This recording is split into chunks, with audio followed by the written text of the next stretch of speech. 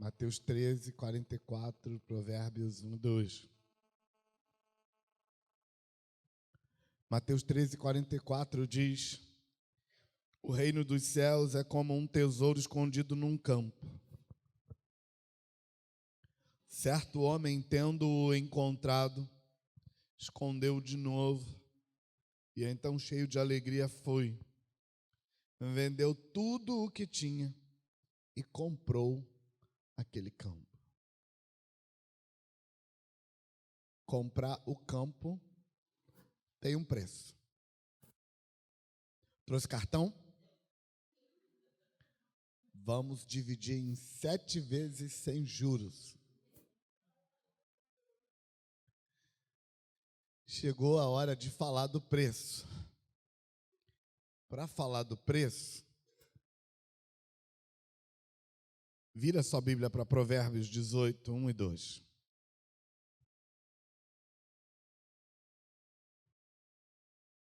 Provérbios 18, 1 e 2.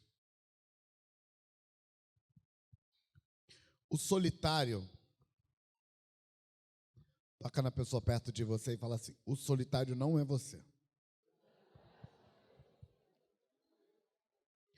O solitário busca o seu próprio interesse e insurge-se contra a verdadeira sabedoria. Eu estou lendo na versão Almeida, revista e atualizada, por causa dessa expressão no final, que não aparece em outras versões.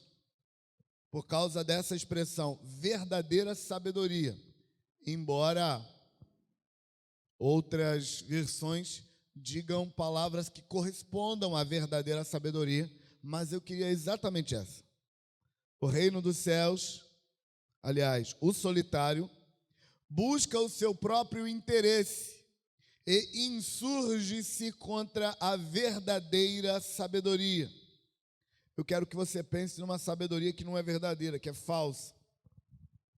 O insensato não tem prazer, eu estou no versículo 2. O insensato não tem prazer no entendimento, senão em externar o seu interior. O livro de Provérbios é quase todo ele escrito numa modalidade literária que a gente entende como poesia hebraica. E a poesia hebraica é diferente da poesia latina. No português, por exemplo, que é uma língua derivada do latim, as poesias se baseiam em rima e métrica. Nós fazemos poesia estabelecendo tempo para ficar agradável. Nós fazemos poesia fazendo os sons combinarem na rima para ficar agradável.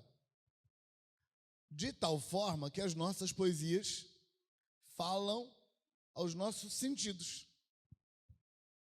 A poesia hebraica é diferente. A poesia hebraica, ela não combina rima e métrica. Na poesia hebraica se combina ideias, sentidos. Então, um verso estabelece uma ideia. O próximo verso ou contraria a ideia, ou acrescenta a ideia, ou repete a ideia, só que com outras palavras. Você está aí? Joia. Então, vamos pensar a poesia hebraica e ler o texto de Provérbios de novo, agora vendo a poesia hebraica em ação. O solitário busca o seu próprio interesse. Primeira ideia. E insurge-se contra a verdadeira sabedoria. A ideia está sendo acrescentada. Próximo verso. O insensato não tem prazer no entendimento. Aqui, a primeira ideia está sendo repetida. A primeira ideia é: o solitário busca seu próprio interesse. Ele está repetindo a ideia do solitário, só que agora o solitário está sendo chamado de insensato.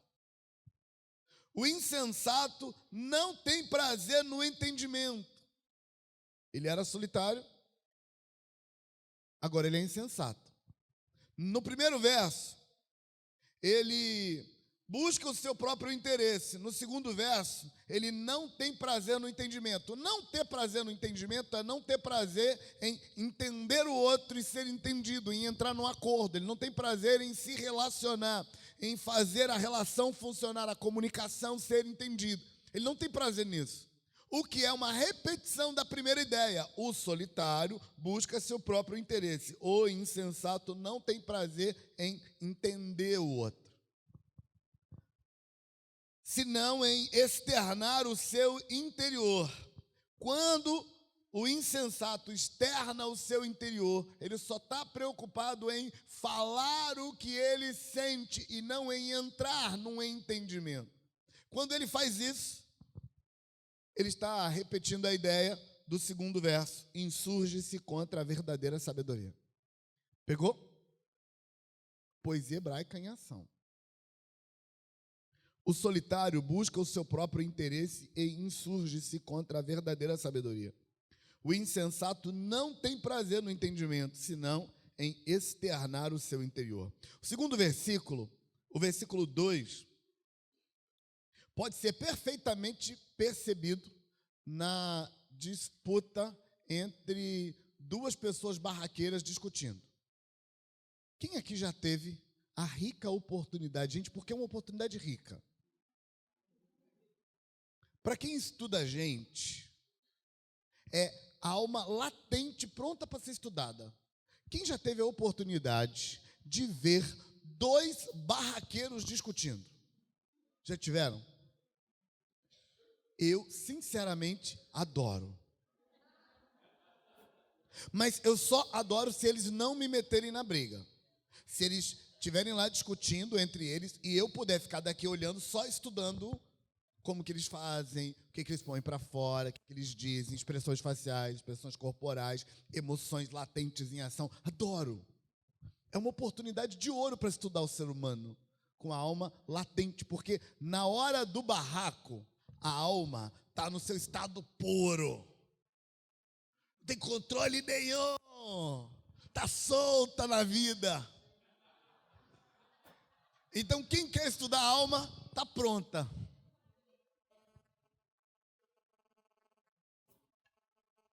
O que acontece quando duas pessoas barraqueiras discutem? Isso que o versículo 2 diz. O insensato não tem prazer em entender o outro. Ele só tem prazer em colocar para fora o que ele está sentindo. Eu estou com muita raiva. Mas o que nós vamos fazer? Não importa o que vamos fazer, eu estou com raiva. E isso vai mudar o quê? Não importa o que vai mudar, eu estou com raiva. E ele vai ficar falando da raiva dele a vida inteira, de como ele está se sentindo. E nada vai mudar, porque ele não está querendo mudar nada, ele não está querendo negociar, ele não está querendo consertar, ele não está querendo resolver. Ele só está querendo falar da raiva dele. Ou do medo, ou da ansiedade, ou do complexo de inferioridade, ou de como ele se sente diminuído na vida, ou de como ele não alcança nada, ou sei lá, ele não quer resolver o problema. Ele só quer botar para fora o que está sentindo. Vamos ver de novo o versículo 2. O insensato não tem prazer no entendimento, senão em externar o seu interior. Não tem nada de errado em externar o interior. Gente sábia também desabafa, não é verdade? Gente sábia desabafa? Para quê? Para que gente sábia desabafa? Para resolver as emoções latentes e poder pensar direito e resolver o problema sem emoções. Não é assim? A gente põe para fora, não é? Despojar toda a malícia e acúmulo de maldade e receber com mansidão a palavra em voz implantada. Não foi isso que a gente aprendeu?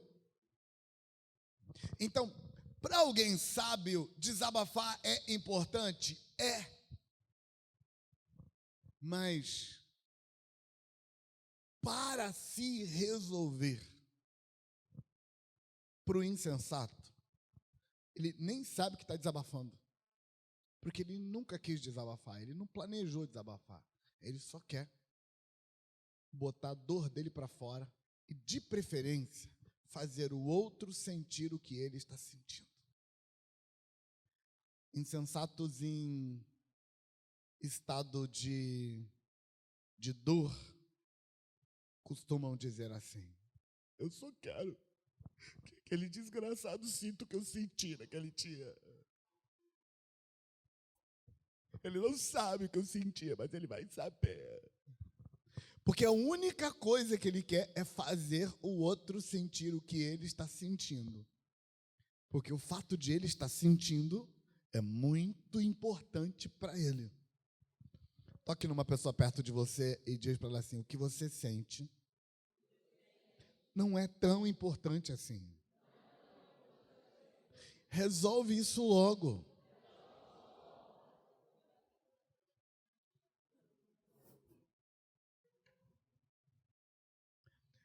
Escuta, quando o insensato fica tanto tempo concentrado no que ele sente, ele perde a realidade de vista. E o problema não se resolve nunca, porque ele não está interessado em resolver o problema, ele está interessado em resolver a sensação. E quando a sensação passa, por alguma razão, o problema continua. Mas ele não vai resolver, porque agora eu não estou sentindo mais. Você já deve ter ouvido essa que vou falar agora. Eu tenho umas coisas para falar com fulano, mas eu tô calmo agora, não vou falar não. Quando eu tiver com raiva, uma hora quando eu tiver com raiva, eu vou pegar ele na hora da raiva, aí eu vou falar tudo, ó. E a pergunta é, para quê? Por que que eu vou falar com o fulano as coisas que eu quero falar na hora da raiva? Porque eu quero detonar com ele. Eu quero fazer ele se sentir horrível. Eu quero acabar com a vida dele. E para que, pelo amor de Deus, vai melhorar a vida de quem você detonar com fulano? De ninguém. Vai piorar a vida dele e a sua, porque eu te conheço, você é gente boa, depois que detona os outros, fica a semana toda sentindo culpa.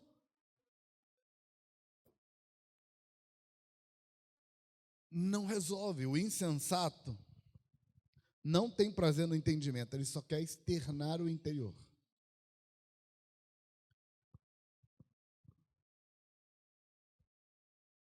O primeiro versículo, que é o assunto que eu quero trabalhar com você essa manhã, ele é repetido no segundo, mas a clareza da ideia está no primeiro versículo. O solitário busca o seu próprio interesse e insurge-se contra a verdadeira sabedoria. O que o sábio Salomão está estabelecendo é que quem não vive a vida se planejando para relacionar. Gente, esse tema que a gente está trabalhando, modernamente, tem sido chamado de inteligência emocional. O básico da inteligência emocional é isso que a gente está vendo esse final de semana. Principalmente ontem à noite e hoje de manhã. A parte espiritual, a inteligência emocional não aborda. Mas o que a gente trabalhou ontem à noite, o que a gente está trabalhando hoje de manhã é basicamente o tema da inteligência emocional. E eu estou falando de inteligência emocional por causa da palavra sabedoria. O solitário insurge-se contra a verdadeira sabedoria. O que Salomão está dizendo é que viver sozinho não é sábio. Viver concentrado em si mesmo não é sábio. Você não vai muito longe na vida se você não se planejar para se relacionar com o outro, para levar o outro em consideração na sua vida. Porque a vida não funciona com você sozinho. Então você precisa se relacionar. Não tem jeito. Triste de quem precisa, né? Você precisa, então, dar seus pulos e se relacione. O que Salomão está dizendo? Ele está dizendo que existe uma verdadeira sabedoria e, portanto, existe uma falsa sabedoria. E é por isso que eu peguei essa versão que fala da verdadeira sabedoria. Se tem uma verdadeira, tem uma falsa. Tiago se refere a essa sabedoria em Tiago capítulo 3. Tiago capítulo 3, a partir do versículo 13. Tiago capítulo 3, e eu não vou abordar o texto de Tiago, porque a gente não tem tempo para isso, mas eu recomendo muito que você vá lá para Tiago capítulo 3 e dá uma olhada no texto sobre a sabedoria, a segunda parte do capítulo 3 de Tiago. Tiago compara lá a sabedoria verdadeira com a sabedoria falsa. E a diferença entre a sabedoria verdadeira e a sabedoria falsa é a diferença entre a pessoa ser justo e inteligente e a pessoa ser esperta. É diferente. Pessoas que estão nessa sabedoria falsa, ela usa de esperteza para levar vantagem do outro. Então o relacionamento dela com o outro não é para cuidar do outro. O relacionamento dela com o outro é só para sugar do outro. E ela espertamente leva vantagem. Como disse Paulo, os ímpios irão de mal a pior, enganando e sendo enganado. A esperteza produz esse mover na vida do indivíduo que ele não vai a lugar algum, porque ele não é sábio de verdade, ele é esperto. Eu vou te dar um exemplo, porque esses conceitos são tão estranhos para a nossa sociedade que falar deles não fica claro sem exemplo. Eu ouvi uma conversa de um vendedor e, na verdade, eu estava biscoitando a conversa dele. Biscoitando é uma palavra que a Berê usa muito. E biscoitar é um verbo. Eu biscoito, tu biscoita. Eu biscoito não porque eu não biscoito. Foi só essa vez. O verbo biscoitar tem a ver com escutar a conversa dos outros. Os adolescentes chamam esse verbo de comer conversa. Estava eu lá biscoitando, quer dizer, eu estava numa conversa, tinha uma pessoa do meu lado conversando outra conversa. Mas eu ouvi porque ele era muito envolvente na conversa dele. E ele estava contando para outra pessoa como que ele é um bom vendedor. Ele estava explicando para outra pessoa que alguém esteve na loja que ele trabalha e a pessoa queria uma coisa e no final das contas a pessoa não comprou a coisa que queria porque ele não tinha na loja, mas comprou outras coisas que a pessoa não queria comprar porque ele é um bom vendedor. E ele está aqui do lado comentando essas coisas e eu estou aqui com uma pessoa, mas eu tenho 2 ouvidos, eu coloquei esse aqui e ouvi. Desculpa. Eu ia falar com ele na sequência dessa pessoa. E terminei com essa pessoa, e aí fui conversar com ele. Era outro assunto, não tinha nada a ver com as vendas dele. Mas a primeira coisa que eu disse para ele foi: meu filho, eu vou te dar um conselho de graça. Eu falei: meu filho, não venda para o seu cliente o que ele não quer comprar. Por quê? Porque quando o seu cliente chegar em casa e ele olhar para as coisas que ele comprou e ele não queria comprar, ele vai te odiar.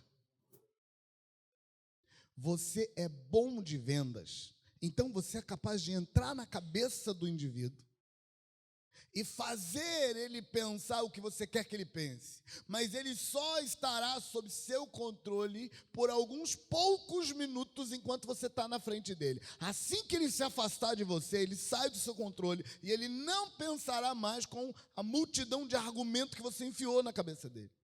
E quando ele pensar por conta própria, ele vai odiar você. Ele vai odiar você porque ele vai pensar assim: aquele desgraçado. E eu estou sendo bonzinho, porque ele vai xingar pior. Daquele vendedor me empurrou esse produto.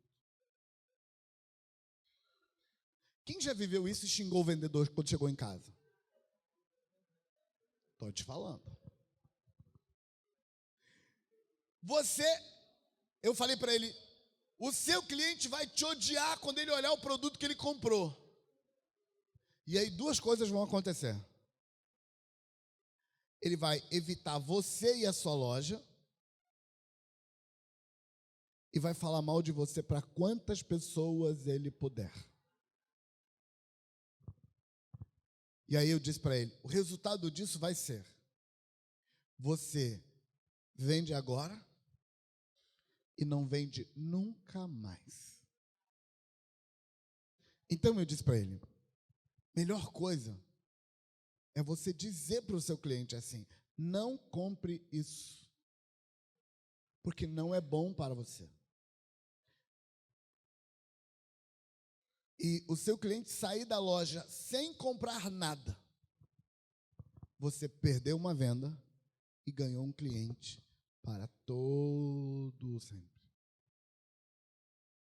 Quando Salomão fala da verdadeira sabedoria, ele está falando de uma sabedoria que considera o outro e o bem-estar do outro, porque o outro e o mal-estar do outro vai dar uma volta e vai me acertar de novo. O problema do outro é sempre meu, em segunda instância. E quando eu sou egoísta, egocêntrico, quando eu só penso em mim, quando eu sou esperto, e eu ajo com esperteza, na minha esperteza eu levo vantagem do outro hoje, mas essa vantagem que eu levei dele hoje vai dar uma volta no mundo e vai acertar a minha cabeça, e quando voltar, ela vai voltar com uma marreta 100 vezes mais pesada do que eu usei com a pessoa aqui agora. Então, não é sábio, não é inteligente ser esperto. É isso que Salomão quer dizer quando ele diz: o solitário busca o seu próprio interesse, mas ele insurge-se contra a verdadeira sabedoria. Então ele está dizendo, não vale a pena ser solitário e não vale a pena ser esperto. É melhor viver em relacionamentos e é melhor ser sábio. A sabedoria cuida do outro sem esperar nada em troca, porque a sabedoria sabe que terá muito em troca, mesmo não querendo nada em troca. Você está aí? Por que eu estou lendo esse texto? Para te ajudar a entender que o preço a pagar não é um preço desinteressado. Porque eu podia dizer para aquele vendedor, simplesmente, meu filho, o que você está fazendo de manipular uma pessoa para comprar o que ela não quer comprar é pecado. Toma vergonha e vai amar o próximo como a ti mesmo. Eu podia ter feito isso. E seria verdade, não seria? Mas em vez disso, eu dei para ele um novo interesse. Meu filho, para de se concentrar em venda e se concentra em acumular clientes. Para de se concentrar em vender uma vez e se concentra em vender para sempre. Isso é sabedoria. Quando o indivíduo foi, vendeu tudo e comprou o campo, ele não comprou o campo só porque comprar o campo está certo. Ele comprou o campo porque tem um tesouro lá. Então, o que eu quero te dizer sobre o preço? Todos os preços, todas as 7 vezes do preço que vou passar para você hoje, elas poderiam simplesmente ser classificadas como faça porque é isso que Deus quer. E se você fizer assim, vai dar certo também. Em geral, o povo de Israel colocavam as regras sempre desse jeito. Você tem um Deus? Tem, então obedeça a seu Deus. Ponto. Na cultura dos judeus, não é necessário explicar a lei.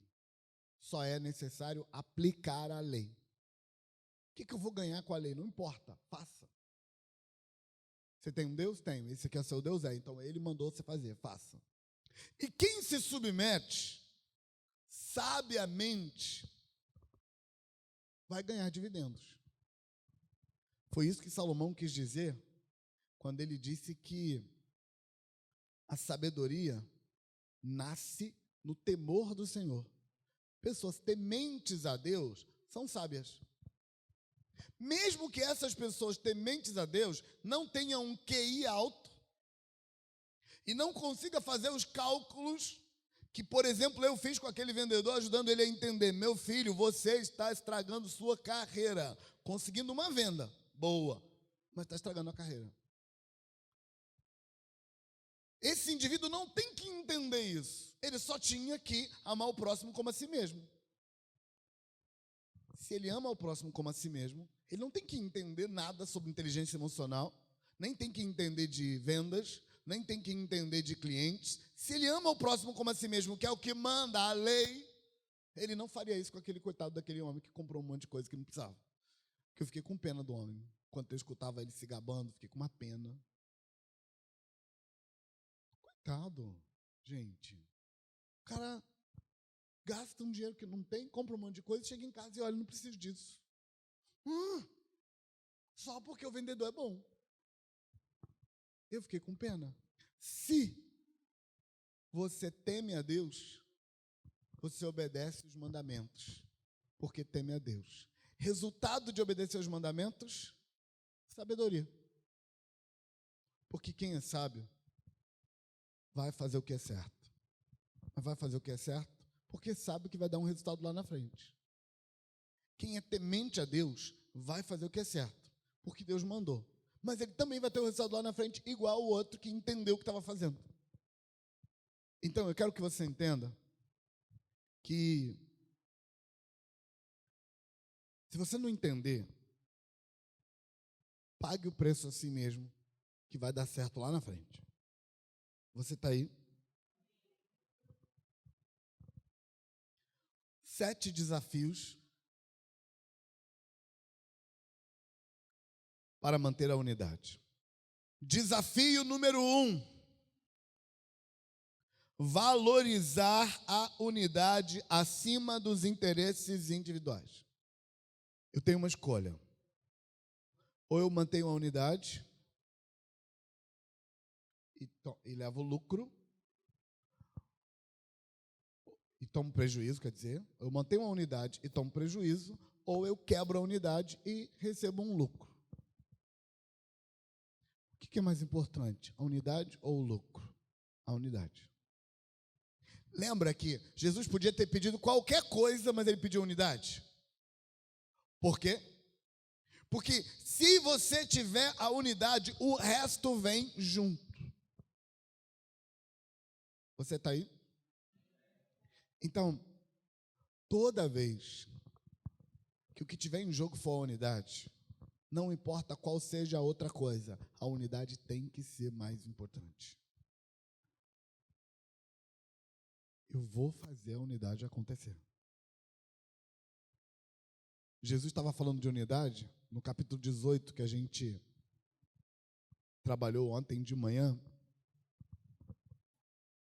E Jesus disse que quando eu e o meu irmão quebramos a unidade, eu preciso ir até ele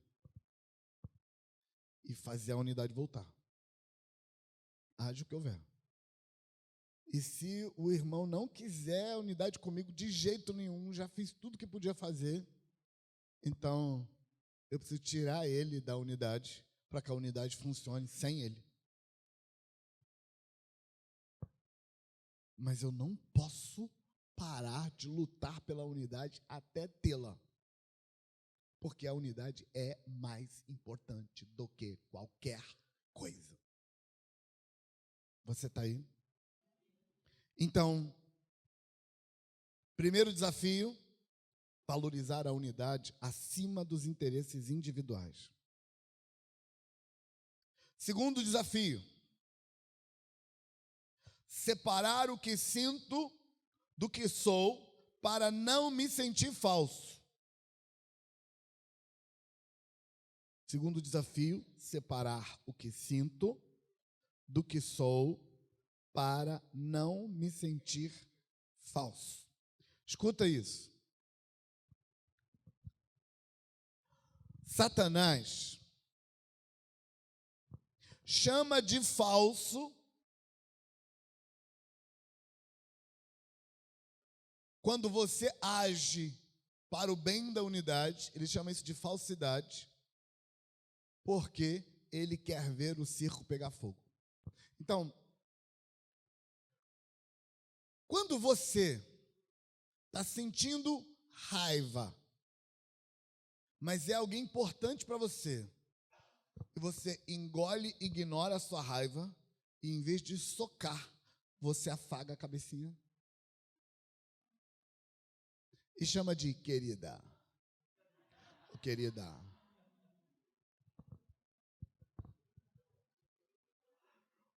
O que Satanás cochicha no seu ouvido? Sua falsa. Mó falciane a pessoa. Fala a verdade que você está com raiva. Então, escuta isso. Satanás só quer ver o circo pegar fogo. Por isso que ele está te chamando de falso. Eu me lembro que na infância, às vezes, os meninos se estranhavam no pátio do colégio, e aí eles preparavam para a briga, e ficavam olhando um para a cara do outro, de cara fechada, mas brigar mesmo não brigava, aí ficava ali, se rodando. Mas brigar não brigava. Aí aparecia uns mais experientes no negócio, que queria ver o circo pegar fogo. Chegava na frente de um menino que estava na frente do outro, assim, eles estavam se olhando. Chegava na frente de um, colocava a mão na frente da boca dele e falava assim: se você for homem, cospe aqui. Aí o menino, tadinho, não sabia o que estava fazendo, cuspia. Quando ele cuspia, o cara tirava a mão, ele cuspia na cara do outro. Aí começava a briga. Eu preciso te contar uma coisa. Satanás adora ver o circo pegar fogo. Ele faz qualquer negócio para o circo pegar fogo. E um dos negócios que ele faz é te chamar de falciane.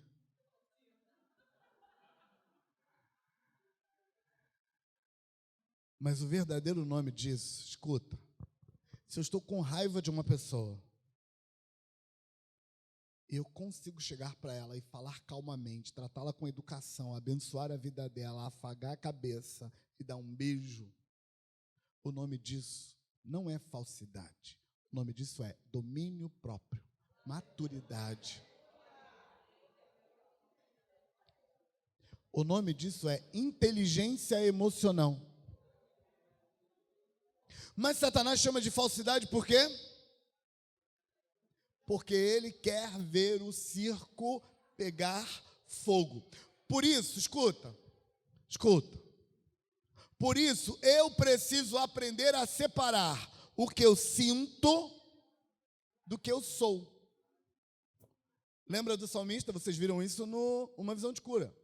Por que você está abatida, ó minha alma? Por que você está deprimida dentro de mim? Alma, você espera em Deus, porque você está deprimida.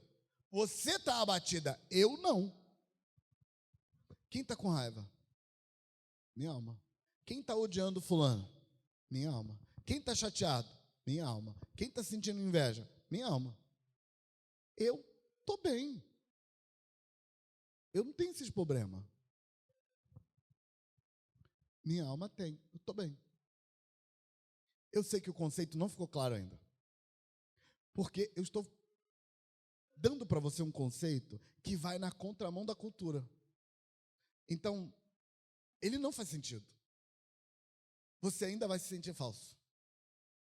Então, me deixe compartilhar uma ilustração. Ilustrações falam mais do que ideias. Eu atendi uma mãe, isso é uma ilustração, tá bom? Eu atendi uma mãe que não conseguia sentir amor pelo filho. O filho dela devia ter 6, 7 anos. E a raiva dela, a dor dela, o sofrimento dela, que ela trouxe para a gente resolver no gabinete, era que ela tinha 3 filhos. Esse menino, com 6 para 7 anos, ela não conseguia amá-lo. E essa foi a fala dela: pastor, eu não consigo amar meu filho, mas eu amo os outros 2. Mas esse eu não amo. Pastor, se eu pudesse, eu batia nesse menino dia e noite. Fala dela. E eu percebo que eu trato o menino diferente dos outros. Mas pastor, ele é meu filho igual os outros. Ela usou a palavra parir. Eu pari ele igual pari os outros, é meu filho. Eu quero amar meu filho, mas eu não consigo.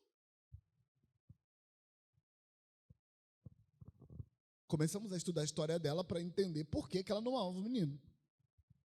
Estudamos a história dela, fizemos uma anamnese geral para entender tudo. E aí chegamos à seguinte conclusão. Ela tinha um problema sério com o pai. E o menino herdou a aparência física e o temperamento do avô paterno, do avô materno. Pensa. O que estava acontecendo com ela é o que Freud chama de transferência. No processo de transferência, você pega uma emoção do passado e despeja em alguém do presente e sente como se fosse aquela pessoa. E você não tem a menor ideia de por que eu estou sentindo isso por fulano. Transferência. E aí ela odiava o filho com o ódio que na verdade era do pai dela. Depois que nós entendemos, diagnóstico feito, eu falei para ela assim: você acha que você tem um problema, mas você tem 2. Não é um problema só, são 2 problemas. Problema número 1, você tem uma dificuldade com o seu pai que precisa ser resolvido. Você vai gastar aí uns 2 anos para resolver isso. Problema número 2, você tem um filho com sede de maternidade em casa. E o menino não pode esperar 2 anos para começar a receber de você. Na verdade, você está atrasada com ele uns 2 anos. O menino já está andando no processo traumático por falta de mãe. E você precisa, falei para ela, você precisa separar os problemas, porque você colocou os 2 na mesma mesa como se fosse um problema só, mas não são 2. Você tem que pegar essa mesa aqui e colocar um problema, pegar outra mesa e colocar outro problema, e trabalhar esse problema sem pensar naquele, e trabalhar esse problema sem pensar naquele. São problemas diferentes. Sua dificuldade com seu pai, que detona outras áreas da sua vida, precisa ser resolvida. A carência do seu filho precisa ser resolvido à parte. E a pergunta dela, que não quer calar, foi: pastor, mas se eu só vou resolver aquele problema daqui a 2 anos, como é que eu vou resolver o problema do meu filho agora? Então eu disse para ela: você acha que o seu filho recebe seus sentimentos, mas ele não recebe seus sentimentos. seu filho recebe suas ações. E é isso que precisa mudar. Você precisa dar para o seu filho o que você sabe que ele precisa, independente de como você esteja se sentindo. Porque o seu filho precisa disso. Trate-o com amor e ele se sentirá amado. Só isso. Trate-o com palavras de afirmação, com toque, com tempo de qualidade, com serviço e com presente. Dê para ele as 5 linguagens do amor e ele vai se sentir amado. Pergunta dela: pastor, mas eu não vou estar sendo falsa? Então eu disse: pergunta errada. A pergunta certa é: eu vou estar resolvendo o problema do meu filho? Vou. Então tá bom. Essa ilustração ajuda você a entender que eu preciso separar o que eu sinto de quem eu sou, porque senão eu vou me sentir falso quando eu investir na unidade, porque a unidade precisa de investimento. E muitas vezes eu vou investir na unidade andando na contramão do que eu sinto. Um marido chateado me contou a seguinte história. Na verdade, ele estava procurando um cúmplice quando ele contou essa história. Mas fica tranquilo, eu já contei para ele que ele estava procurando um cúmplice. O marido chateado chegou para mim e disse: pastor, a minha mulher, aquela cara de pau, ficou uma semana sem falar comigo, sem dar o ar da graça. Eu tentava falar com ela, ela fazia cara feia e não me respondia. Semana toda assim, pastor. No sábado, ela costuma todo sábado ir na feira. Chegou toda sorridente e falou: ô amor, me dá o dinheiro da feira, porque vou fazer uma comida especial para as crianças. Ele falou para mim assim: pastor, fiz igualzinho ela. Semana toda eu falava, ela não respondia, fiz a mesma coisa. Levantei, saí como se não tivesse ouvido e fui cuidar da minha vida. Ele não foi cuidar da vida dele, ele foi falar comigo porque ele ficou ruim por ter feito isso.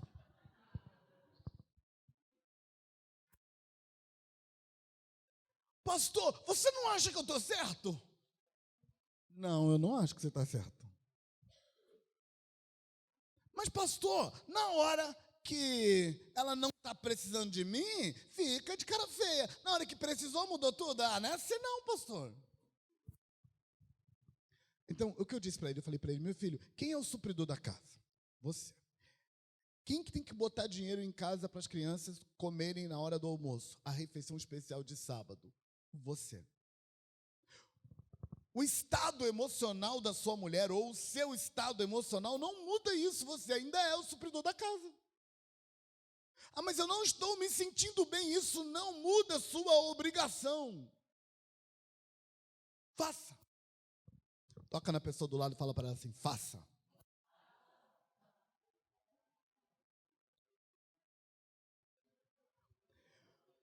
Mas para agir assim, escuta, para agir assim, eu preciso separar quem eu sou de como eu me sinto, porque senão eu me sinto falso. Eu sou uma pessoa boa, nascida de novo, cheia do Espírito Santo, que cumpre com as minhas obrigações diante de Deus. É isso que eu sou. Às vezes eu me sinto invejoso, vingativo, irritado, magoado, com vontade de explodir o planeta. Mas isso que eu me sinto não me define. Por isso que o salmista falou: por que você está abatida, minha alma? O salmista chama minha alma de você. Ele não chama minha alma de eu. Minha alma é outra coisa. Eu sou alguém. Eu não vou deixar minha alma me comandar. E mais, quando eu fizer a coisa certa, não vou deixar minha alma ficar me chamando de falso. Não, falso é você. Eu sou o verdadeiro nessa casa. A verdade está comigo. Se tem alguma falsidade aqui, está em você, alma. Mas nós vamos mudar isso. Eu dou um jeito em você, eu faço você ficar certa ainda. Até Jesus voltar. Eu te ponho nos eixos. Você está aí? Primeira prestação do seu pagamento: valorizar a unidade acima dos seus interesses pessoais. Segunda prestação do pagamento: separar o que sinto do que sou para não me sentir falso. Falso é o diabo. Falsa é minha alma. Eu sou verdadeiro. Terceira prestação, ou terceiro desafio para manter a unidade: duvidar das emoções negativas e acreditar no que sabe sobre o outro. Duvidar das emoções negativas e acreditar no que sabe sobre o outro.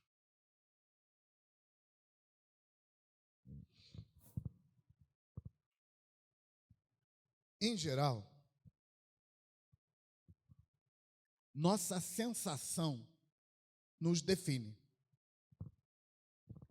E elas se tornam para nós uma espécie de conjunto verdade, que parece ser muito mais verdade do que a realidade que estamos vendo. Aliás, nosso conjunto emocional molda a realidade, faz a gente ver. Por exemplo, se você estiver se sentindo rejeitado e você tem um melhor amigo que faz parte de um grupo de 4, e vocês 4 só andam juntos. No momento em que você está se sentindo rejeitado, aconteceu por alguma razão, o seu melhor amigo abraçou outra pessoa e saiu cochichando alguma coisa no ouvido. Sua leitura do fato vai ser: tá vendo, me rejeitou, sai com todo mundo menos comigo. Não, ele só saiu com uma pessoa. Não, mas é comigo o problema. Porque ele só não saiu comigo. Vocês não eram em 4? Ele não saiu em 2? Então sobrou 2. Tem mais gente na mesma condição que você, mas você não consegue ver isso. Sua visão é moldada por suas sensações. Pior, ele saiu cochichando no ouvido do outro. Aposto que estava falando mal de mim.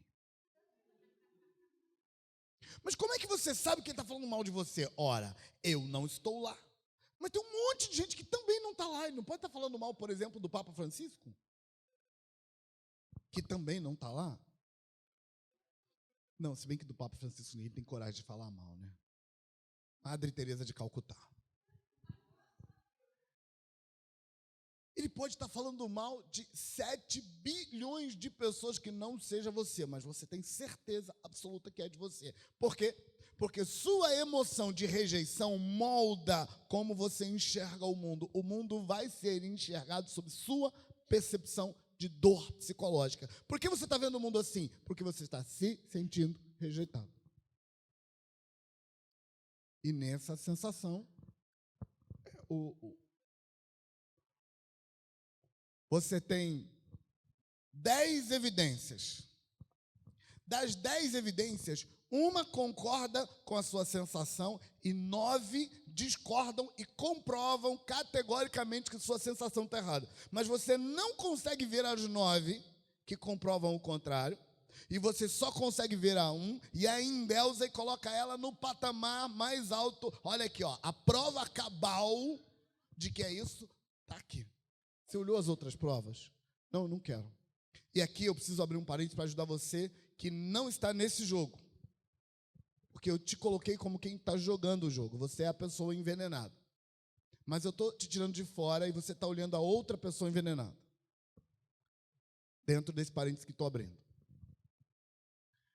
Quando você lida com alguém que tinha 10 provas, uma era a favor, 9 era contra, portanto, está categoricamente, racionalmente provado que o sentimento dela está errado. Se você não é a pessoa que está tendo a sensação, não jogue o jogo de mostrar para ela as 9 provas. Ela não vai ver. E pior, ela vai entender que mostrar para ela as 9 provas é uma prova de que você é o culpado. Porque se você não fosse culpado, por que está tão preocupado nessas 9 provas? Então vai por mim, deixa a pessoa desabafar, botar a dor dela para fora, a mágoa dela para fora, vai dar mais certo do que tentar racionalizar. Racionalizar emoções no outro não dá certo. Dá certo racionalizar a emoção em você. Quando você estiver fazendo o julgamento, aí vale a pena você abrir a cabeça e falar assim, vamos olhar isso direito? Por que eu estou querendo tanto que seja desse jeito? Porque eu estou me sentindo rejeitado. Vamos botar rejeição aqui, vamos analisar os fatos, só os fatos. Mas eu preciso te contar, eu já fechei o parênteses em que eu te tirei da equação, tá bom? Já te botei na equação de novo. Eu preciso te contar que se você é a pessoa que está sentindo a dor e está fazendo a análise para ver os fatos e não a dor, primeira coisa que você tem que fazer é se livrar da dor. Porque toda avaliação dos fatos que você chamar de eu estou avaliando os fatos friamente agora. Você ainda está com aquela emoção? Estou. Então você não está avaliando friamente. Entendeu? Primeira coisa que se faz. Você quer ver os fatos de verdade? Então acha alguém neutro, desabafa, bota essa coisa toda para fora, fala, até não ter mais nada aqui dentro. Aí depois sim, vai avaliar os fatos. Por que eu estou te contando isso? Porque eu vejo muitas pessoas que sabem que eu olho os fatos além das emoções das pessoas e elas já chegam e começam uma conversa comigo falando assim, pastor, eu sei que você vai falar que é minha alma, mas eu já avaliei os fatos friamente e está escorrendo de dor emocional. Não avaliou? Como que você avaliou os fatos friamente se você está embriagado? Não, olha só, você vai falar que é alma, mas olha isso aqui é fato, pastor. Então, para tudo e vai desabafar primeiro. Depois você vai conseguir avaliar os fatos. Enquanto sua alma estiver embriagada de dor psicológica, você não é capaz de avaliar fatos friamente. Você está aí? Duvide das suas emoções e acredita naquilo que você sabe sobre o outro. Por quê? Porque suas emoções sempre querem ver o circo pegar fogo. Pastor, mas eu ainda não desabafei, não consegui avaliar os fatos. Duvida das suas emoções a si mesmo. Mas e se elas estiverem certas? Primeiro, raramente elas estão certas. Eu estou nisso há décadas, avaliando gente. Já descobri. Raramente suas emoções estão certas. Mas vamos imaginar uma hipótese rara de ela estar certa. Você ainda ganha em sabedoria se você ignorar suas emoções. Se o que você estava sentindo era a realidade dos fatos, agir na contramão do que sente ainda é vantajoso. Mas eu vou tomar um prejuízo, ainda é vantajoso, vai por mim. A unção da unidade vai fazer um milagre tão grande, vai mover as coisas numa direção tão boa, que no final das contas, você vai ficar na vantagem mesmo tendo passado por otário. Pegou aí a terceira prestação? Estamos dividindo no cartão 7 vezes. Sem juros. Primeiro desafio para manter a unidade, valorizar a unidade acima dos interesses individuais. Segundo, separar o que eu sinto do que sou para não me sentir falso. Terceiro, duvidar das emoções negativas e acreditar no que sabe sobre o outro. Quarto, Quarto desafio para manter a unidade: assumir a responsabilidade sobre as próprias emoções. Sua emoção, sua responsabilidade. O que isso significa?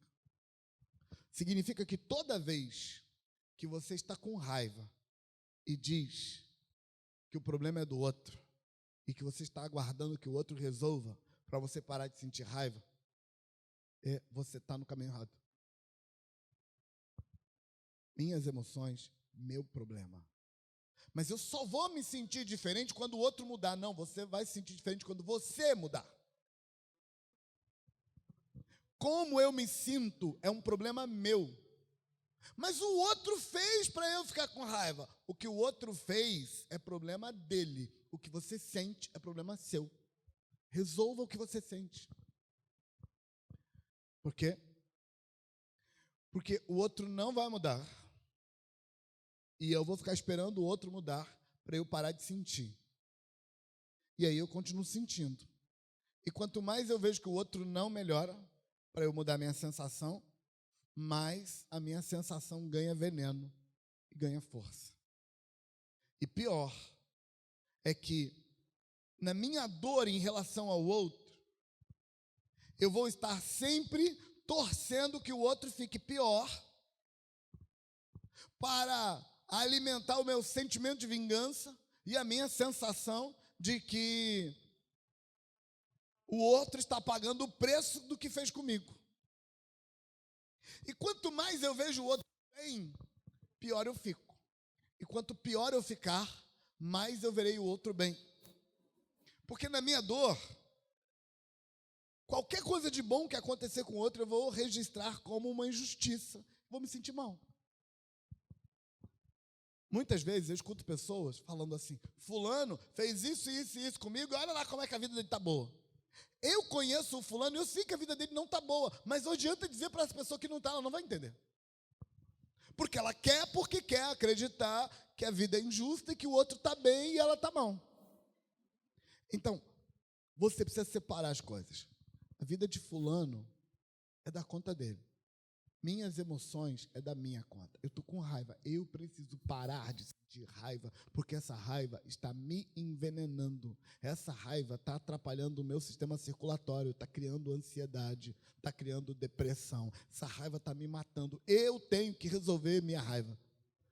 Mas como é que eu vou resolver minha raiva, pastor? Como que eu vou resolver minha raiva? Esse fulano fica lá fazendo aquelas coisas.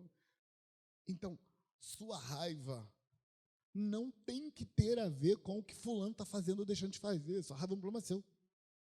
Começa com você entendendo que suas emoções não é problema do outro. E a partir daí, você para de se concentrar em tentar mudar o outro para mudar suas emoções. Você começa a se concentrar em mudar as suas emoções e deixar o outro sem mudar. Toque na pessoa do seu lado e fala para ela assim: o outro não vai mudar. Diga para ela assim: conforme-se.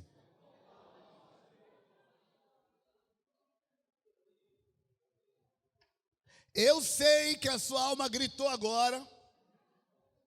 E a sua alma falou assim: pastor, mas se o outro não vai mudar, aonde que entra Deus? Pensou, não pensou? Sabia. Deus não é capaz de mudar o meu marido, então é isso que você está falando? Deus não é capaz de mudar a minha esposa? Deus não é capaz de mudar o meu filho? E aí você está aí argumentando com medo da minha afirmação que o outro não vai mudar. Está morrendo de medo, né? Então, escuta isso. Quando eu digo que o outro não vai mudar, o que eu quero dizer é: desista da sua cruzada para fazer o outro mudar. Muito provavelmente o outro vai mudar, mas quem vai mudar ele é Deus e ele mesmo, e não é da sua conta. E pior, não há nada que você possa fazer para o outro mudar. Pastor, mas eu posso orar. Joia, ore.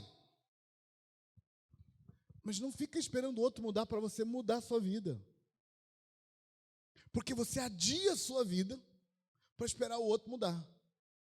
Quando ele mudar, eu mudo. E a sua vida está parada. O seu veneno está aumentando. E você está se envenenando, e se envenenando, e se envenenando.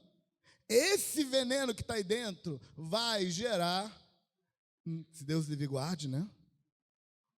Como dizia a vovó, que Deus livre e guarde. Esse veneno que você não resolve vai gerar AVC, problemas do sistema nervoso, problema no coração, problema no aparelho digestivo. Não, pastor, mas se Deus quiser, o fulano vai mudar e eu vou me sentir melhor e nada disso vai acontecer. Até quando você vai esperar para assumir a responsabilidade sobre suas emoções? A emoção é sua. Escuta isso. Escuta. Muitas vezes a unidade é prejudicada porque eu estou tão magoado com um fulano que não muda que eu não quero que nada dê certo ao meu redor, porque eu quero que as coisas deem errado, para que o fulano veja dando errado e se convença. Aí tudo dá errado porque eu estou querendo que dê, e eu saboto para dar errado, e aí quando dá errado eu aponto para o fulano e falo para ele assim, tá vendo o que você fez? E o fulano continua errado, e quem paga o preço da minha sabotagem sou eu. Troca. Então, escuta isso. Para de tentar mudar o outro. Cresce você. Resolve sua alma você. Para de guardar sua dor como se a sua dor fosse a razão para o outro mudar. Sua dor é a razão para você piorar, afundar, desgraçar, adoecer. Sua dor não melhora o outro. Eu não quero melhorar, porque se eu melhorar, o outro vai relaxar. Eu tenho que sofrer para ele ver eu sofrendo e tomar postura. Toca na pessoa do lado e fala assim, tolinho.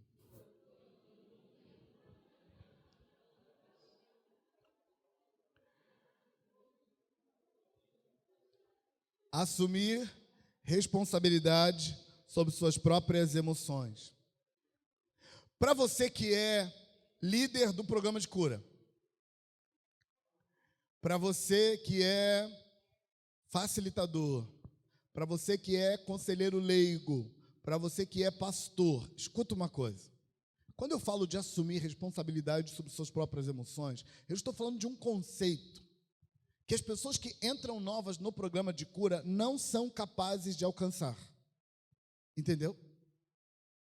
Quando eu falo sobre assumir responsabilidade sobre suas próprias emoções, eu estou falando de um conceito que as pessoas novas no programa de cura, maioria absoluta delas, salvo uma ou outra, não são capazes de alcançar. Então, não invista nisso no começo do programa de cura. No começo do programa de cura, o que nós fazemos? Nós incentivamos as pessoas a culpar os pais dela. Você está sofrendo assim por causa do seu pai, que foi mal contigo. E é legal isso é muito importante. A primeira fase do programa de cura, até o terceiro passo, mais ou menos, a pessoa aprende a culpar alguém. Porque para sair do buraco, ela tem que culpar alguém. É normal, é assim, faz parte das fases. Entendeu? Então, quando uma pessoa do programa de cura que começou, está culpando todo mundo, culpando o pai dela, culpando a mãe, o cachorro, o vizinho, deixa ela culpar, faz parte. Não vai empurrar na cabeça da pessoa garganta abaixo, que nada, você é responsável por suas emoções. Não, foi seu pai, porque o seu pai destruiu sua vida até os 10, mas depois dos 10, o que você fez? Não faz isso com a pessoa, ela não está pronta para isso. Ela está começando, deixa ela culpar o pai dela em paz. Deixa. Mas pastor, a pessoa está destruindo a vida dela e botando a culpa no pai. Mas agora, nessa fase, é assim mesmo, entendeu? Quando ela entrar no quarto passo, fizemos minuciosa e destemida autoavaliação moral de quem? Fizemos minuciosa e destemida autoavaliação moral de quem? Aí ela começa a cair na real que o que está em jogo é o nós mesmos, o negócio. Que não dá para fazer autoavaliação minuciosa e destemida do outro, é de nós mesmos o negócio.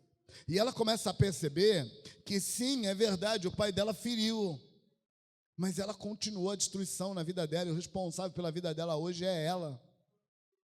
Mas você não pode empurrar isso garganta abaixo da pessoa quando ela ainda está se construindo. Ela não vai entender. E pode ficar tranquilo. Mesmo que você soltar no meio, ela não vai entender. Mesmo que você, durante as suas palestras, contar isso para ela, ela não vai entender, não entra. O sistema dela não permite que entra. Você só tem que ficar em paz ao notar que não entra. Porque é normal que não entre. Vai começar a fazer sentido para ela no quarto passo, quando ela começar a perceber que a autoavaliação é de nós mesmos, quando no quinto passo ela dividir essa autoavaliação consigo mesma, com Deus e com outro ser humano, e quando no sexto passo ela prontificar-se inteiramente a deixar Deus remover todos os defeitos de caráter, ou não remover. Tem alguns que eu quero ficar para mim, mas o problema é meu. Se eu não quero resolver, eu assumo a responsabilidade. Lá para o final do programa, no 12º passo, você pode falar para ela com todas as letras: suas emoções, sua responsabilidade. Ela já está mais ou menos pronta para entender. Se ela continuar fazendo o programa de cura, lá pelo 3º programa de cura, que ela terminou o primeiro, fez o segundo como facilitadora, fez o 3º como líder de programa, lá pelo 4º programa, ela vai procurar você e falar assim: gente, eu entendi aquele negócio de que minhas emoções, minha responsabilidade. Escuta, o crescimento é progressivo, é processual. E você não pode cobrar que os pequeninos vão para o seu nível só porque você foi para o próximo nível. Tem coisas que fazem sentido para você depois de 4 anos no programa de cura, e só porque a sua luz brilhou, você quer que os pequeninos entendam também. Eles não entendem, é normal que eles não entendem. Deixa os bichinhos em paz. Entendeu? Desafios para manter a unidade. Primeiro, valorizar a unidade acima dos interesses individuais. Segundo, separar o que sinto do que sou para não me sentir falso. Terceiro, duvidar das emoções negativas e acreditar no que sabe sobre o outro. Quarto, assumir a responsabilidade sobre as suas próprias emoções. Quinto, aceitar e administrar as diferenças individuais. Não começa com administrar. Começa com aceitar. Aceitar e administrar as diferenças individuais. Registrou?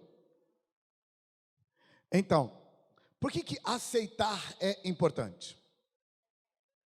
Aceitar e administrar as diferenças individuais.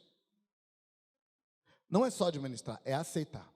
Aceitar primeiro, depois administrar. Por que aceitar é tão importante?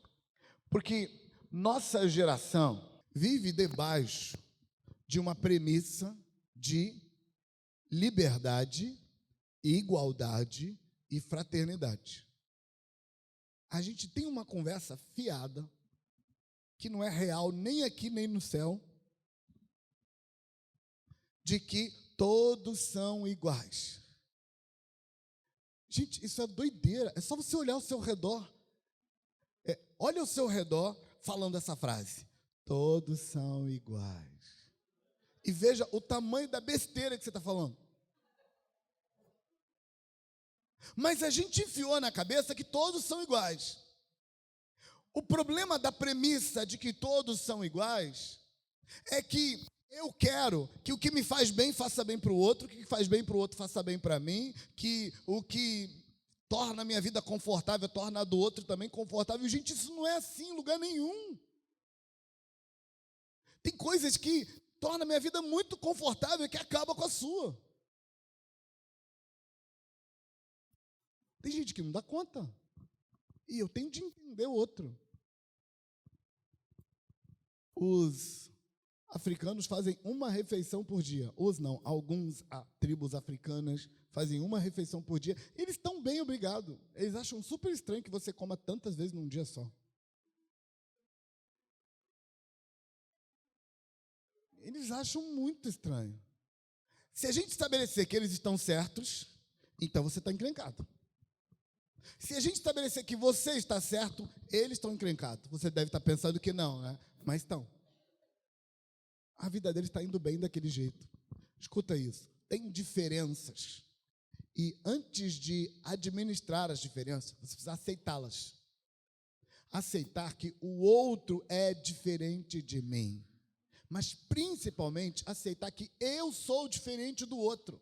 E o que eu chamo de certo, ou o que eu chamo de justo, ou o que eu chamo de correto, ou o que eu chamo de melhor, eu tenho que sempre perguntar: correto para quem? Justo para quem? Melhor para quem? Confortável para quem? Os individualistas, eles veem o mundo buscando a igualdade. Mas igualdade para ele é sempre uma igualdade que seja confortável para mim. Todos precisam ser iguais, desde que eu esteja confortável. Se eu não estou confortável, não está igual. Não está igual. Os complexados com complexo de inferioridade, não importa como as coisas estejam, para ele está sempre ruim. Porque na comparação, como o do outro está diferente, o do outro é melhor. O dele é pior. Se trocarem de lugar, o do outro fica pior e o dele fica melhor. E não importa o que fizer, por causa do complexo dele, o do outro é sempre melhor e o dele é sempre pior. Eu costumo dizer para os meus discípulos que eu não espero que eles me entendam. Por que eu não espero que eles me entendam? Nenhum deles está onde eu estou. Então eu nunca cobro deles compreensão. Eu estou numa situação que ninguém entende. Não entende. Então eu não vou gastar minha energia tentando cobrar do outro. Você tem que me entender. Não tem, ele não vai entender. Eu estou numa situação, num nível de complicação de vida, que ele não vai entender. A minha esperança é que eles venham para onde eu estou e aí vão me entender. Quando acontecer, eles vão me entender. Antes disso, eles não vão me entender. Acontece, por exemplo, num caso que eu estou resgatando aqui na memória, eu atendi um pastor, ele andou comigo na minha adolescência e juventude, a gente frequentou a mesma igreja, e naquele período, ele era um dos que encabeçavam todo o movimento contra o pastor presidente, o pastor da igreja que nós frequentávamos. E todo movimento que tinha contra o pastor, ou ele estava encabeçando, ou estava lá no meio. Eu atendi ele, numa época. E ele me disse assim: Josimar, agora eu estou pastoreando. Eu atendi ele há algum tempo, estive com ele um tempo antes dele morrer. E ele me contou o seguinte, ele disse: Josimar, lembra que eu protestava muito contra o pastor? Por causa disso, e disso, e disso, e disso, e disso. Ele disse para mim: eu só entendo o que ele vivia agora que eu estou pastoreando. E eu percebo que muitas das decisões que ele tomava era por causa das tensões que eu estou sofrendo agora. Mas naquela época eu não tinha a menor ideia.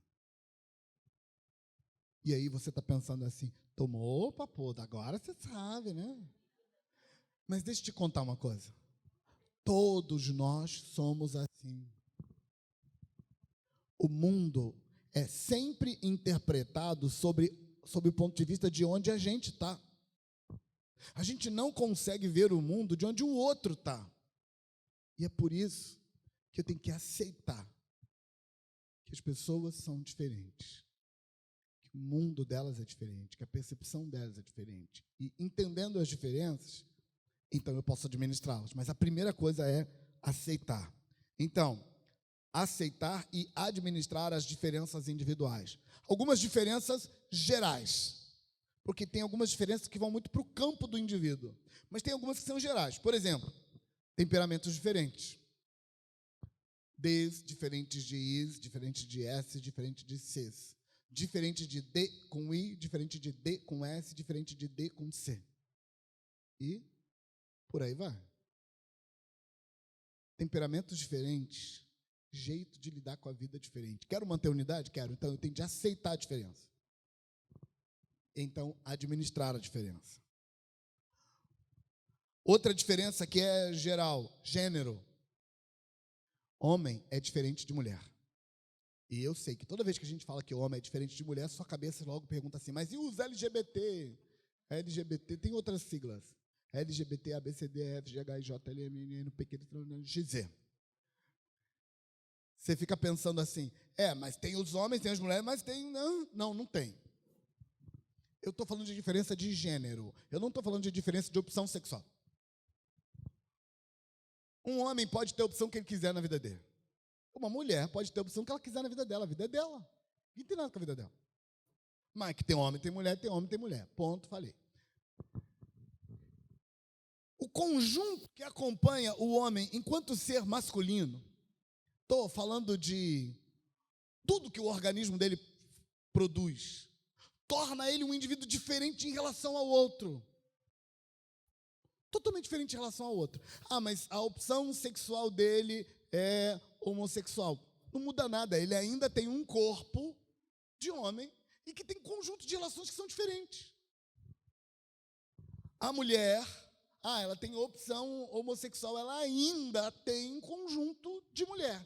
Essas diferenças, gente, fazem diferença no relacionamento e faz uma diferença na unidade, que é um fenômeno.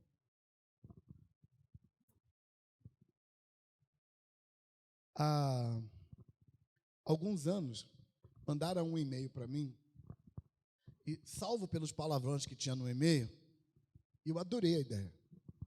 Eu tenho certeza que aquele palavrão foi escrito por uma mulher. Absoluto. O e-mail estava escrito em letras enormes e em vermelho.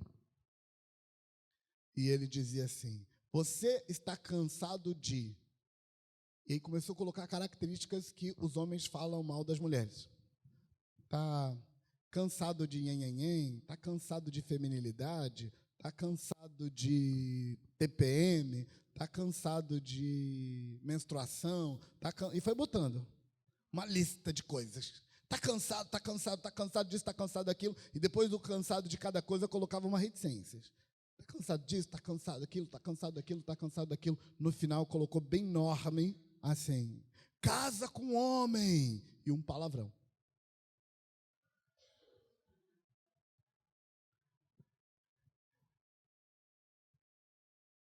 Fora o palavrão, eu gostei da ideia. E vou te contar por que eu gostei da ideia. Porque você quer casar com uma mulher?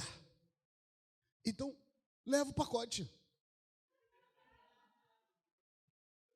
Você quer casar com um homem? Leva o pacote. Homem, pelo amor de Deus, pare de tentar fazer a sua mulher ser um homem. Ela não é um homem, ela é uma mulher.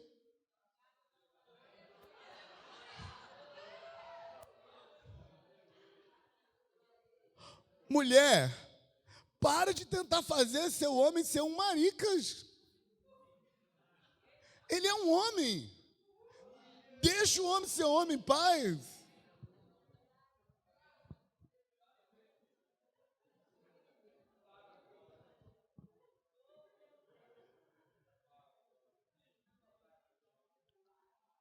Aceitar e administrar as diferenças individuais. Temperamento, gênero. Se você contratou um homem para fazer um determinado serviço, espere que ele faça aquilo como homem. Você contratou uma mulher para fazer um determinado serviço, espere que ela faça aquilo como mulher, é o que ela é. Se cria o quê?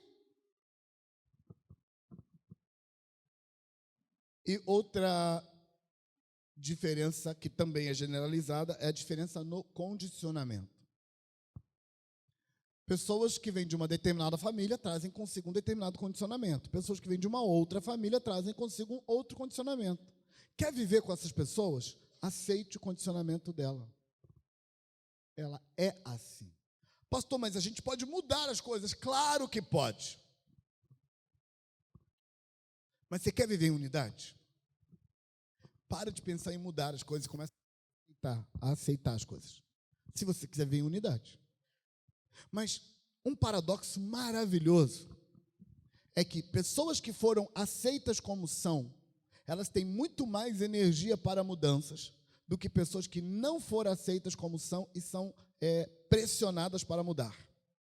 Pessoas pressionadas para mudar, elas têm de gastar energia administrando a pressão e sobra pouca energia para mudar.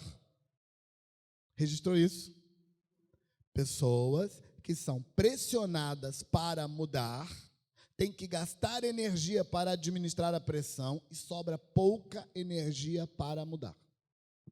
Pode notar que pessoas que falam da própria mudança, em geral, ela começa dizendo: eu estive em tal situação e fulano me aceitou como eu estava, e então eu mudei. Faz sentido? Então, para que a unidade aconteça, é preciso administrar temperamento, gênero e condicionamento. E algumas vezes não, todas as vezes, a combinação desses elementos gerais, por si só, já torna o indivíduo único. E aí ele ainda traz os complementos que é só dele ainda. Sexto desafio.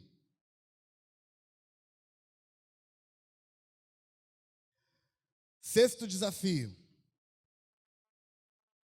Entender e atender o próximo em amor.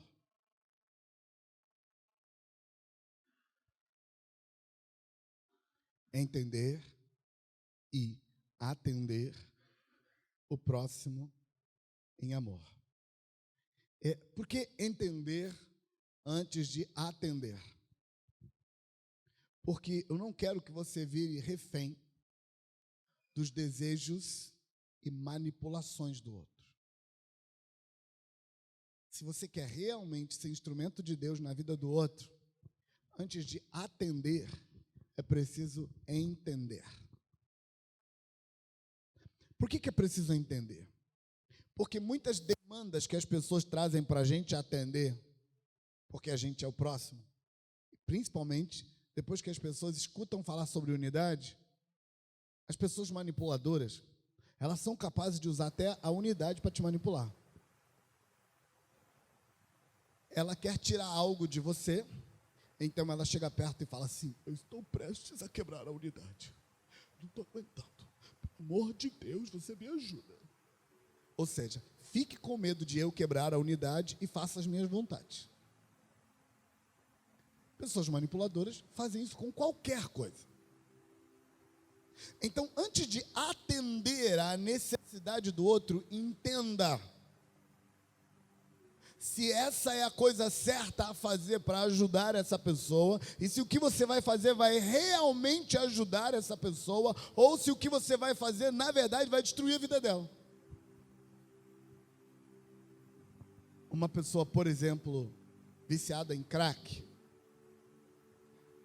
quando ela bate na sua porta para conseguir dinheiro para a próxima dose, ela faz qualquer negócio. E aí, você tem que se perguntar se essa é a melhor coisa mesmo. Então, eu não posso só atender ao outro, porque senão eu vou virar escravo, eu vou virar refém dos desejos e manipulações do outro. Eu preciso entender e atender em amor. Quando Paulo fala de amor, em 1 Coríntios 13, ele diz que o verdadeiro amor não folga com a injustiça, ou ele não se alegra com a injustiça, ele só se alegra com a verdade. O que significa isso? Significa que eu não posso, na desculpa do amor, dar ao outro algo que vai fazer mal para ele, que vai destruir a vida dele, que vai afastar ele da luz. Eu não posso, porque isso não é amor. O amor não atende aos desejos do outro só por causa dos desejos do outro. Ou o amor não atende aos desejos do outro só para que o outro olhe para ele suspirando. Porque o amor shakespeariano não quer cuidar do outro. O amor shakespeariano quer se sentir bem à custa do outro. Eu amo você porque você me faz bem. Eu quero você para mim. Porque quando eu estou com você, eu estou mais feliz.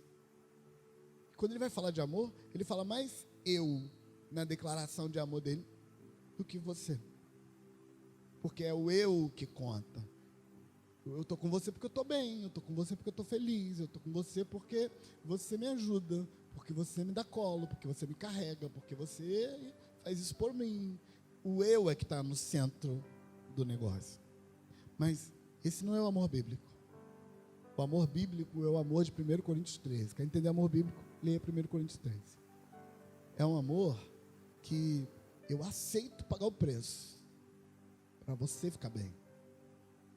Eu aceito ficar no prejuízo para você ficar bem. Você é o centro, não eu. Por isso, para investir na unidade, eu preciso entender e atender o próximo em amor. É o amor, é o bem-estar do outro que é o centro da coisa. E muitas vezes, para que o outro fique bem, ele tem que ficar mal. Eu sei que é um paradoxo. Mas é exatamente isso. Às vezes, para o outro ficar bem, ele precisa ficar mal. Eu me lembro de várias vezes pessoas saírem do meu gabinete, e aí ela vai saindo assim, segura a maçaneta. Eu vi essa cena várias vezes. Abre a porta, como quem vai sair, dá uma olhadinha para trás e diz: eu estou saindo pior daqui. Paradinha de efeito. Sabe o que estava nas entrelinhas? Você não conseguiu fazer eu me sentir melhor. A questão é justamente o em amor. Às vezes, a melhor forma de ajudar uma pessoa é fazer ela se sentir muito mal. Faz muito pouco tempo que uma pessoa me disse assim: pastor, toda vez que eu vejo essa cena, eu me sinto culpado. Ela esperava que eu dissesse: ah, não. Eu disse: você tem toda a razão. A culpa realmente foi sua. Porque eu não estava naquela situação para fazer ela se sentir bem. Eu estava naquela situação para resolver a vida dela. E na situação que aquela pessoa estava, se eu desse desculpa para ela, ela ia afundar. Ela precisava da dor, da culpa, para servir como ferramenta de resgate. Foi isso que eu dei. Ela não ficou melhor. Às vezes, a gente tem de entender que o melhor para o outro é o pior. É o que vai salvar a vida dele. Ah, mas dói mais em mim do que nele. Que bom, é uma demonstração de amor. Você está sentindo dor pelo outro. Eu não posso fazer isso com fulano porque dói em mim fazê-lo. Isso é egoísmo. Dói em mim, mas precisa ser feito? Precisa. Eu posso sentir dor para o bem do outro? Posso. Isso é amor. Então é preciso entender e atender em amor. Não vou fazer isso para o outro ficar bem comigo. Aliás, uma das coisas que vocês vão encontrar por aí são pessoas que não ficaram bem comigo, porque elas fizeram um plano, trouxeram o plano para mim e eu disse: vai te fazer mal.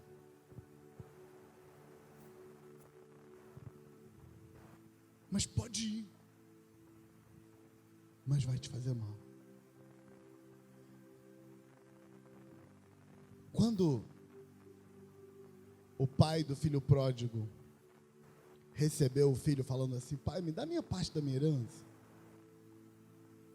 Sabe qual era o impulso emocional daquele pai? Sabe por que eu sei? Porque eu sou pai. Sabe qual era o impulso emocional daquele pai?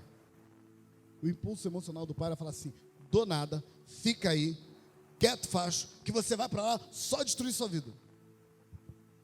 Mas sabe o que aconteceria com aquele pai se ele tivesse segurado o filho? o filho ia ficar dentro de casa, se sentindo horrível em relação ao pai, criando uma sabotagem e um ódio do pai.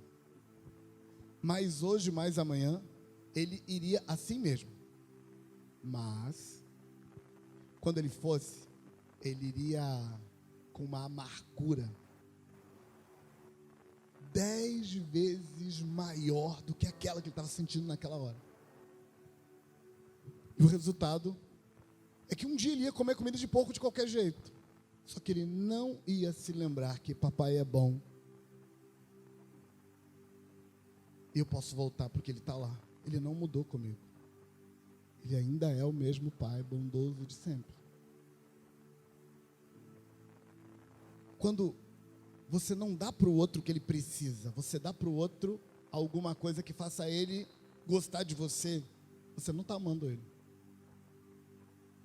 Às vezes o que você vai dar para o outro vai fazer ele te odiar. Mas é o que ele precisa. Dê assim mesmo. Toca na pessoa do lado e fala para assim, dê assim mesmo.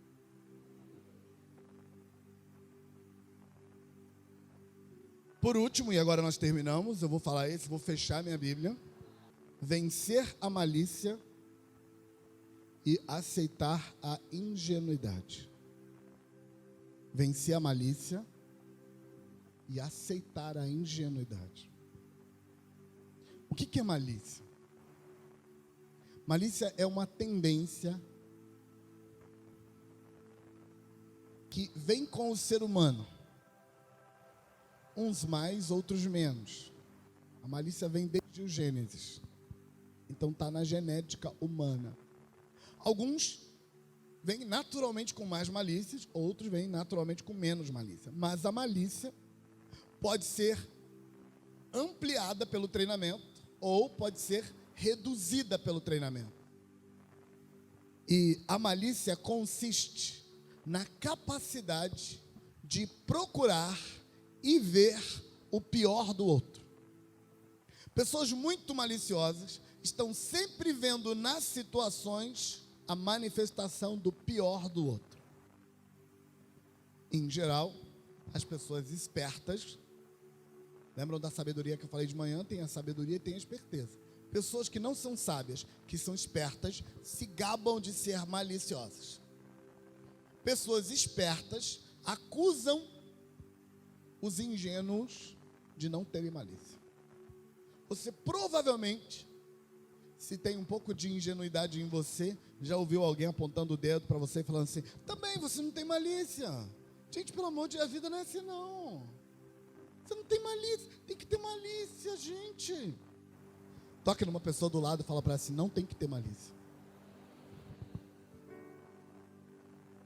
Escuta, eu sei que a nossa cultura, a nossa filosofia diz para nós que malícia é uma ferramenta de sobrevivência, mas eu estou te contando, malícia é uma ferramenta de autodestruição interna e malícia é uma ferramenta de destruição de relacionamento. Pessoas maliciosas estão sempre na defensiva, se protegendo contra o outro. E aí o outro não entra, não se relaciona, não abençoa. Mas eu vou te dar um argumento melhor a favor da ingenuidade contra a malícia. Eu vou te dar uma fala de Jesus. Porque contra os argumentos de Jesus, ninguém dá conta. Jesus disse assim, bem-aventurados os puros de coração, porque eles verão a Deus. Eu vou repetir. Bem-aventurados os puros de coração, porque eles verão a Deus. Sabe o que Jesus queria dizer com isso? Jesus queria dizer com isso que gente ingênua consegue ver Deus em ação, enquanto gente maliciosa fica igual aqueles meninos peraltas, metido a sabido, que vão no show de mágica. Em vez de curtir a mágica, em vez de curtir o show, ele fica tentando descobrir aonde que o mágico guardou e escondeu a moeda. Ele fez uma mágica, tirou a moeda da orelha do menino. Tirou nada, tirou moeda nenhuma não. Aquela moeda Ele guardou no relógio. Estava no relógio, aí na hora que ele foi botar a mão na sua orelha, ele passou no relógio primeiro e pegou a moeda e falou que estava na sua orelha. Mágico nada. Gente maliciosa não consegue curtir o show. Ainda tira a graça do outro. Porque gente maliciosa, ele não consegue ficar com a malícia só para ele. Ele tem que plantar a malícia, a desconfiança no coração do outro. Olha, queria te falar não, mas aquele seu marido não engana ninguém. Não, meu marido é fiel. Você não tem homem fiel hoje em dia, não. Ele não consegue ficar com a malícia só para ele. Tem que plantar a malícia no coração do outro. O outro não pode ser feliz e em paz. Deixa eu te contar uma coisa. Gente ingênua é mais feliz que gente maliciosa. Sabe por quê? Porque gente ingênua vive cada dia como um dia maravilhoso. E quando as coisas complicam, ele vive o dia complicado como se fosse aquele dia só. Gente maliciosa, ele está sempre vivendo o dia bom, esperando que aquele pode ser ruim. Então ele viveu o dia bom como ruim. Aí teve outro dia bom, ele viveu como ruim também. Quando o dia ruim chega, ele fala assim, eu sabia. Aí ele viveu ruim como ruim. Ele viveu todos os dias ruins, inclusive o ruim. Gente ingênua vive melhor. Muito melhor, é mais saudável, está tranquilo. Um mito, que eu entendo como mito, baseado nos meus relacionamentos, nas minhas pesquisas. Eu estou sempre lendo gente o tempo todo. Baseado na minha percepção, é mito aquele sentimento que os maliciosos têm de que os ingênuos são enganados mais facilmente. De que pessoas ingênuas caem mais facilmente nos golpes. Essa é a principal desculpa dos maliciosos para continuarem maliciosos e para defender a sua malícia, para se manter malicioso. Os maliciosos dizem assim: você é muito ingênuo, por isso as pessoas te enganam. Na minha experiência, eu vejo que os maliciosos e os ingênuos são enganados nos golpes tanto quanto. O ingênuo cai no golpe de bondade e o malicioso cai no mesmo golpe de interesse. Todo golpista 171 sempre começa o golpe produzindo no outro, que ele quer que seja vítima dele, um interesse.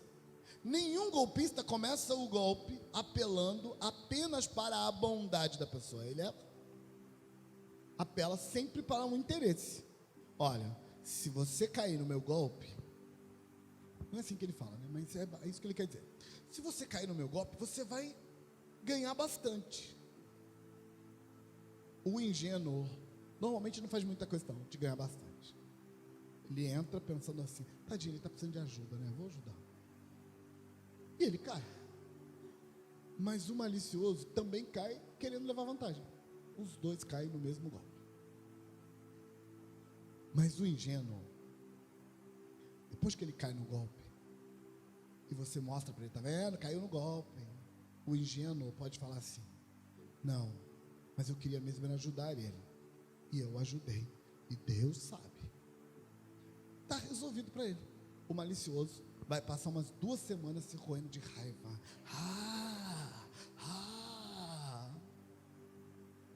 Raiva que vai dar problema no aparelho digestivo, vai dar problema no sistema nervoso. Estou te falando, gente, ser ingênuo é melhor. Seja ingênuo.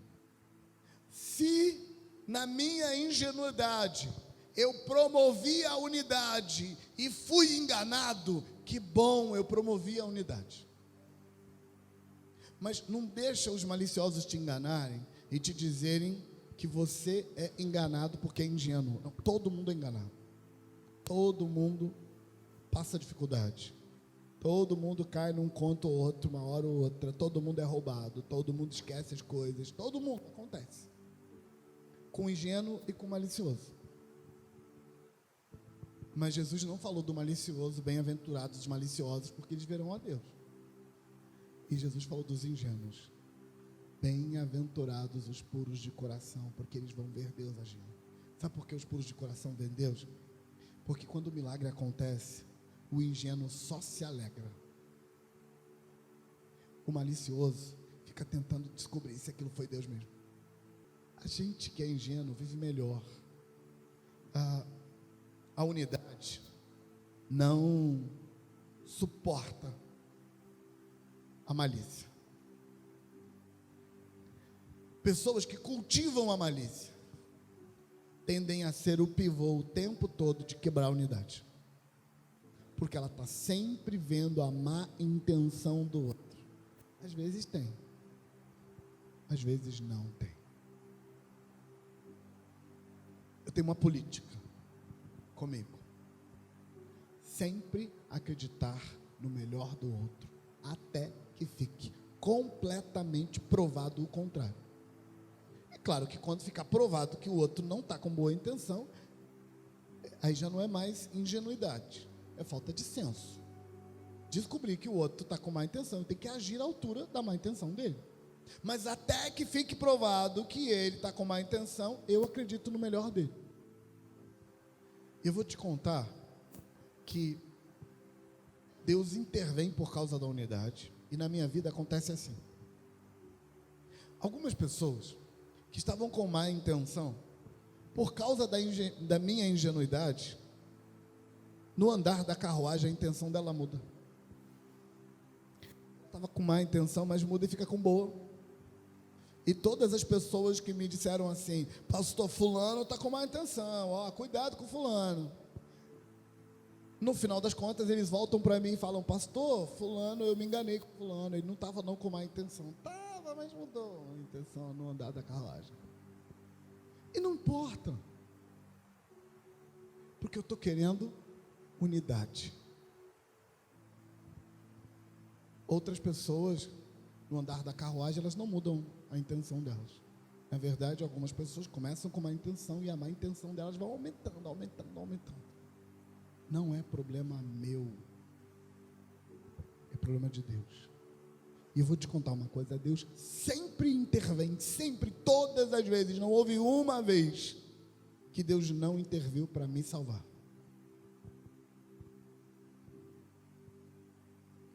A vida do ingênuo é uma vida de risco.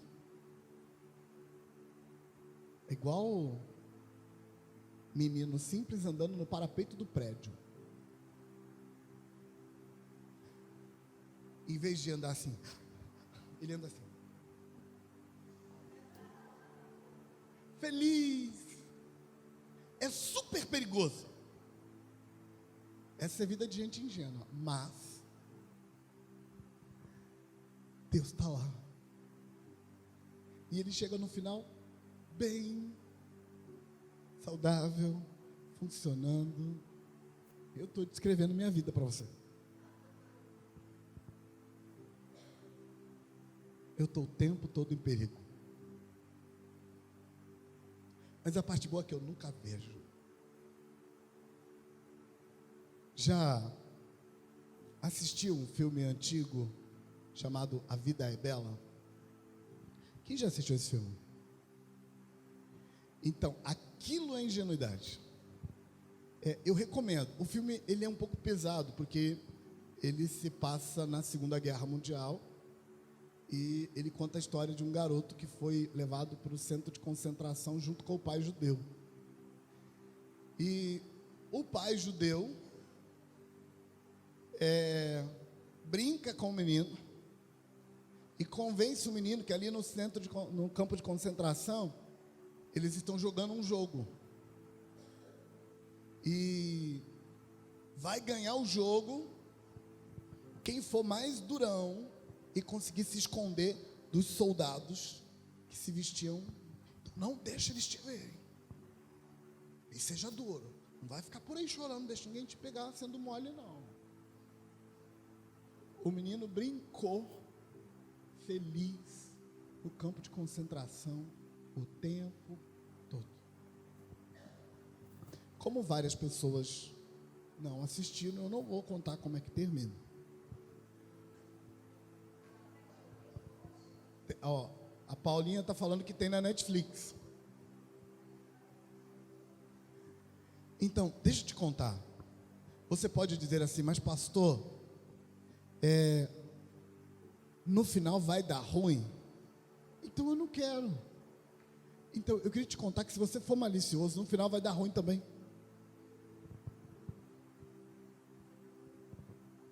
A diferença é que o ingênuo vive bem enquanto não dá ruim. E quando dá ruim, o ingênuo tem mais energia para lidar, porque ele esteve bem acumulando energia boa. No dia em que a coisa complica, ele tem energia para lidar com aquilo, porque ele estava bem.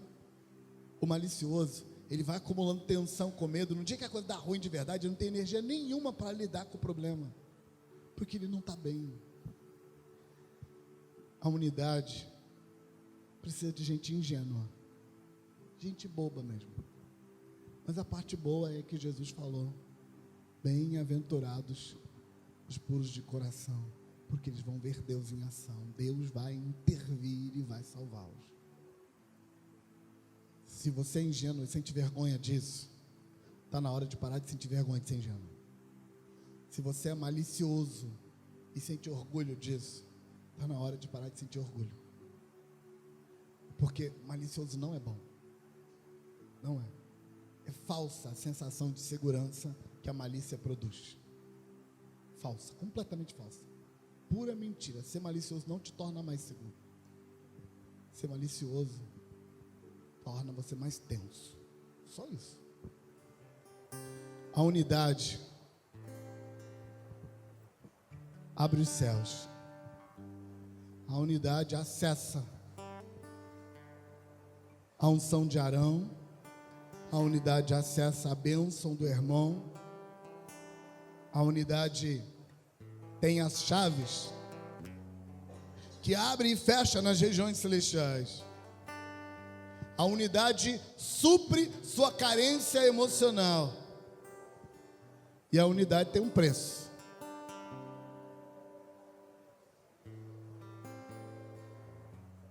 E a unidade só tem um preço porque gente é um bichinho difícil de criar em casa. Eu quero orar com você para que Deus te dê capacidade para se relacionar. Abraça essa pessoa e ora com ela. Ora para que Deus dê para ela capacidade para se relacionar. Porque nós não somos capazes de nos relacionar. Nós precisamos de intervenção divina. Nós precisamos de intervenção divina para a gente conseguir se relacionar. Senhor, eu oro por todos nós. Eu oro para que a unção venha. Eu oro para que o Senhor cure as feridas que nos atrapalham de relacionar. Eu oro para que o Senhor vença em nós os vícios de comportamento que nos atrapalham de se relacionar. Eu oro para que o Senhor interfira e nos trate, porque nós precisamos aprender a arte do relacionamento. Nós precisamos aprender a viver bem com a gente mesmo e com o outro. A gente precisa aprender a viver em unidade, para que o sobrenatural seja liberado sobre nós, para que a vida de Deus flua poderosamente sobre nós, para que a gente viva melhor, em nome de Jesus, em nome de Jesus, em nome de Jesus. Que a poderosa graça do Senhor se manifeste sobre nós, que sejamos tratados para a glória do Teu nome. Em nome de Jesus.